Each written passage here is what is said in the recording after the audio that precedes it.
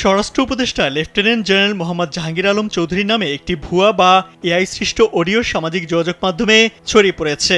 25 সেকেন্ডের ওই অডিও ক্লিপে তাকে ভিপি নূরের বিষয়ে অজ্ঞাতনামা পুলিশ কর্মকর্তাকে নির্দেশনা দিতে শোনা যায় বলে দাবি করা হচ্ছে। তবে স্বরাষ্ট্র মন্ত্রণালয় স্পষ্ট জানিয়েছে এটি সম্পূর্ণ ভুয়া ও বিভ্রান্তিকর। শনিবার মন্ত্রণালয়ের পক্ষ থেকে দেয়া বিবৃতিতে এ তথ্য জানানো হয়। এতে বলা হয়, প্রকৃতপক্ষে এটি স্বরাষ্ট্র উপদেষ্টার কণ্ঠ নয়। অডিওটি এআই প্রযুক্তি বা অন্য কোনোভাবে বিকৃত কণ্ঠ ব্যবহার করে তৈরি করা হয়েছে, যা সচেতন নাগরিকরা সহজেই বুঝতে পারবেন। বিবৃতিতে আরও জানানো হয়, ইসমাইল চৌধুরী সম্রাট সহ বিভিন্ন ফেক আইডি থেকে ফেসবুকে ভুয়া অডিওটি ছড়ানো হচ্ছে। এ ধরনের অসত্য ও বিভ্রান্তিকর অডিও রেকর্ড জনমনে ভুল বার্তা দিচ্ছে, যা জনশৃঙ্খলা ও আইনেরও পরিপন্থী। এতে সহজে গুজবের সৃষ্টি হচ্ছে এবং জনগণ প্রকৃত তথ্য থেকে বঞ্চিত হচ্ছে।